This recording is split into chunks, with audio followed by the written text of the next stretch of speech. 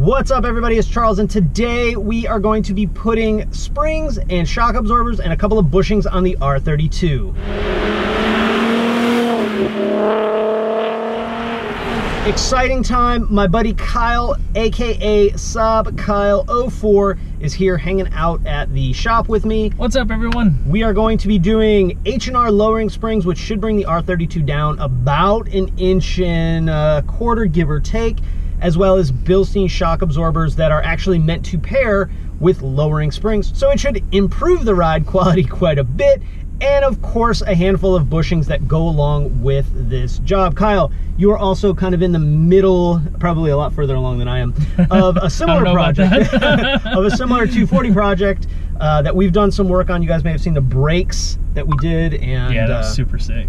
Crazy stuff. Kyle's up a level compared to what we're doing to the R32, but he's got a rad project going on, so be sure to check out his channel. The reason I chose this setup in particular is it very much mirrors the OE setup, so we're only coming down a little bit. A lot of you guys are wondering, Charles, why didn't you go coilovers, which would have been a great thing, but I think within budget, which was pretty low, I didn't find a set of coilovers that I thought would meet my ride quality standards, and as well as that, most of them are bringing the car down too much. Kyle, with that, anything else? No, I'm ready to check it out. All right, let's get to work and drop on these parts.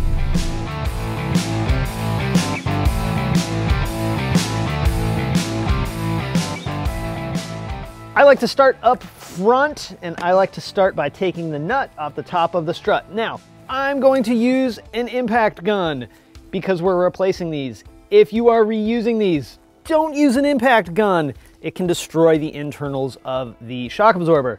But these are going away, so I don't care. Moving to the bottom, we're gonna start by taking off the sway bar end link. This one's coming off pretty easy, but there may be a time where you have to counter hold the sway bar end link. Some of them will have a spot in the middle of the stud here to put an Allen or a Torx. This one doesn't have it, so I'm just gonna go ahead and take it off.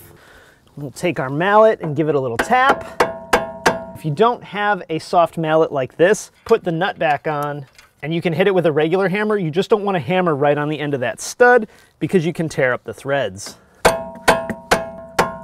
Next, we're going to need to take some of these brackets off the shock absorber body. This is the one that holds the brake wear indicator, and the other side holds the wheel speed sensor. There's a 10mm bolt at the back side of there. We can actually leave this kind of hanging here in the car. We'll pull the other side of this bracket away. We can get our wheel speed sensor wiring out of this shock absorber body and remove this T25 from the other side. We can leave all of this stuff laying here because it's not really going to be in our way. Next, we're going to go ahead and remove the bolt that holds the shock absorber to the steering knuckle. We'll counter hold it, and that one came right out. The next thing we need to do is actually spread the knuckle apart just a little bit in order to get the shock absorber out. There is a special tool that you can use in order to do that called a strut spreader. And it works really well, except it doesn't fit super great because the axle is right here. Another trick is to use a 1/4 inch drive, either ratchet, or a lot of people will use an extension so they don't tear up their ratchet. And that fits really well right here. And it does spread the knuckle apart enough to get the shock absorber out. Another trick, you can pull the bit out of the socket and use an 8mm, and that'll give you a little bit more clearance between the axle and the knuckle and allow you to open it up so we can take out the shock absorber. We have the spreader in place for the knuckle. Now we just need to take the shock absorber and spring assembly out. Since we're not reusing this, I don't mind too terribly much just giving it a few blows with a hammer. We're trying to come up with it so that we can lift it out of the knuckle and then out of the car. Once you have it up as high as it'll go, you can push down on the whole knuckle assembly and rock it backwards or forwards at an angle to get the shock absorber assembly out. And once you have it out of the knuckle, we bring the whole thing out of the car. Here's our new assembly. We have the shock absorber, the spring, the bearing, and of course the strut mount bushing. Here is the old assembly. Now we actually do need to take the spring off of the shock absorber because we're going to need the hat and the nut in order to put on the new one. If you have those two parts and you're replacing it, No need to take this one down. I need them, so we're gonna disassemble it and get those parts. There are two ways to separate these components: the unsafe way and the safe way. I'm going to be doing it the safe way with this component right here, which is a spring compressor. When you take this nut off the shock absorber assembly, the spring will go flying because it's under tension. So don't do that, and be safe with this kind of stuff. So what we're gonna do is we're gonna install this on the spring and squeeze the spring together so we can get the parts off. Now that this is safely compressed, we can go ahead and take the nut off the top. So we're gonna need this nut and this cap. And when it's not necessary to have the spring compressed, I like to take the tool off so that I don't have a loaded spring bomb waiting to go off. This is the bushing at the top of the strut tower that's extremely collapsed.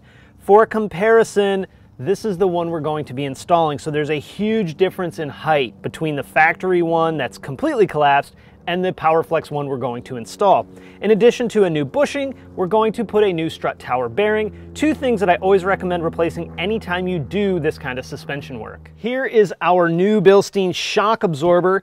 It has the dust boot on it, and this actually has an internal bump stop, so we don't have to worry about swapping over or replacing the bump stop. And this beauty here is our new H&R spring. These are going to have to be aligned together when we get the assembly installed, but while we're building it, we don't need to worry about that just yet. I'm also going to spend a minute to clean this cap up to get rid of any dirt or old bushing material. All right, now we are going to build the new assembly. First, let's put our cap on. Then we are going to put our new bearing inside the new bushing. Place our bushing and bearing assembly on top. Next, what we actually need to do is compress this spring in order to properly tighten this down. All right, let's go ahead and compress our spring so we can tighten the top components. We'll do our cup, our bushing and bearing assembly, and then we will put our nut on. Now, in order to tighten this top nut properly, we actually are gonna have to counter hold it. There is, oddly enough, a special tool set to do that, and unfortunately, I can't find mine, and we already got the car torn apart, so we're going to do what we gotta do to get this job done. But officially, there is a special tool to do this, and I will link that down in the description, so if you wanna follow the repair manual, you can do that. The way we are going to improvise is taking a deep well 21mm socket, which is the size of the nut, that is 1/2 inch drive. Then we're going to take a long 8mm and go through the socket into the top of the shock absorber body. That's going to allow us to hold the shock absorber while we twist the socket to tighten it up. And here's where things get good, because clearly there's no drive on this socket. If this had a hex drive on it, it would be super easy. We are going to take some pliers or some vice grips or whatever you have to do, and we are going to tighten it down. So I'm counter holding right here with this long 8mm Allen, and I'm just going to tighten this down. This is not the best way to do this, guys, but again, you know, we all have to do what we got to do.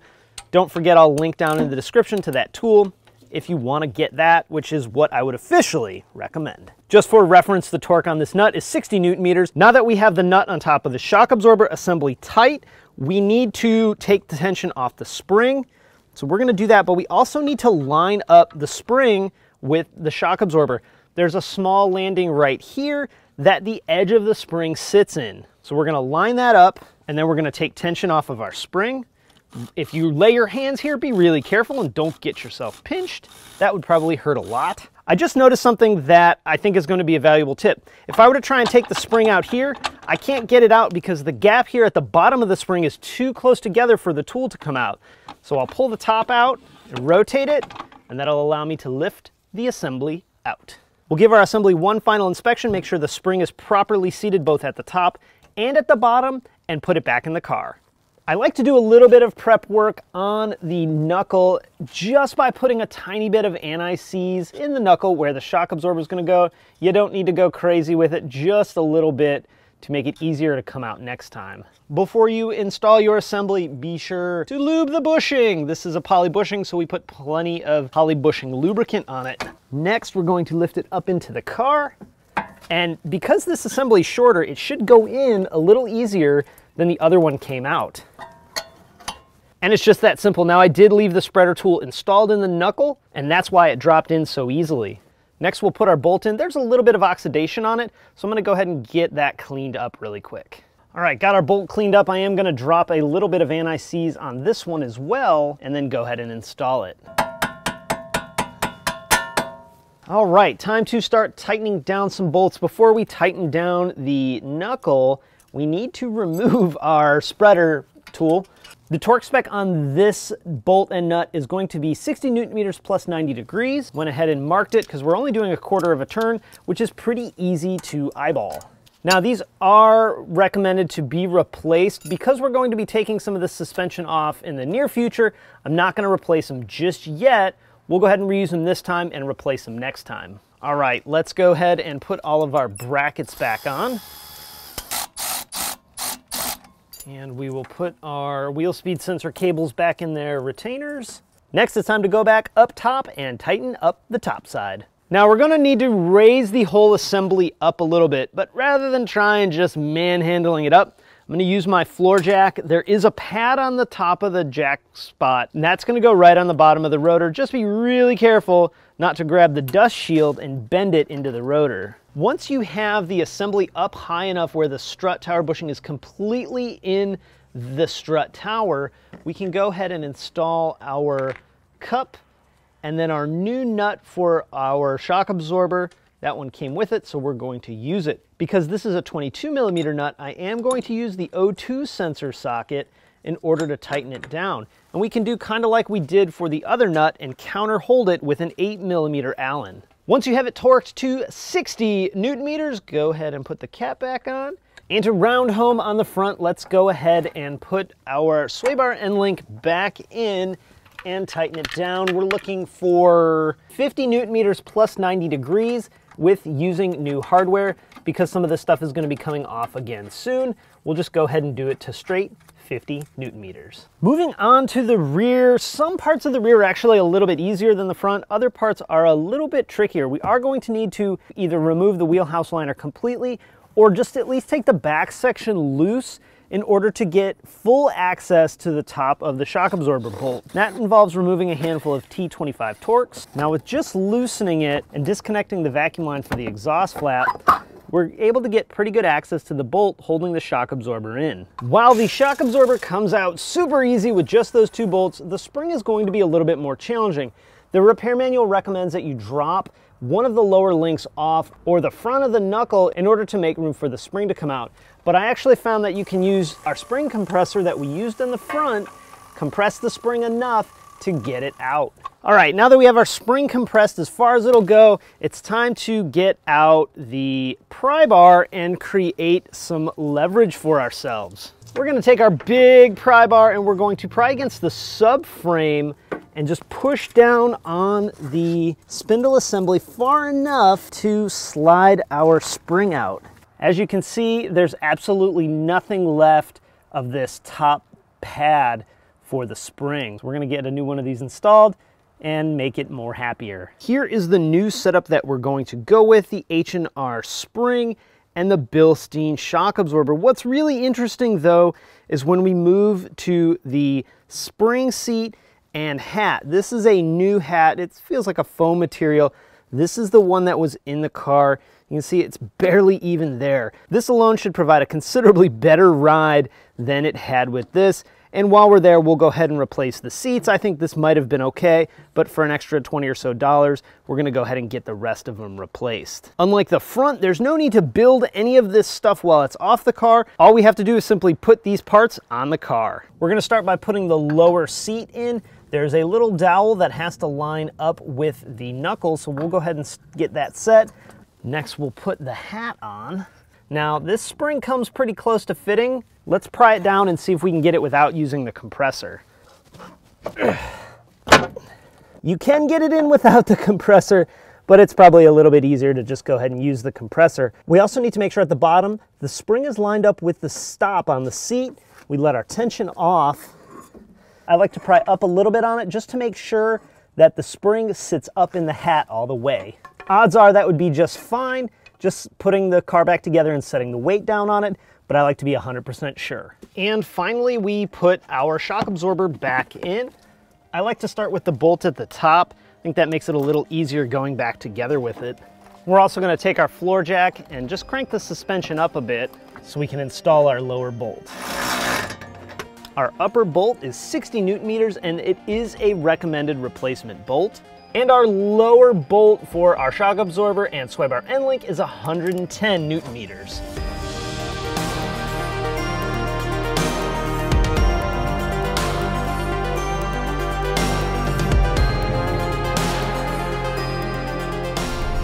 All right, so we're back in the car. What'd you think? How'd that job go? Pretty easy. Pretty straightforward, nothing but a handful of nuts and bolts, something that anybody could very easily do.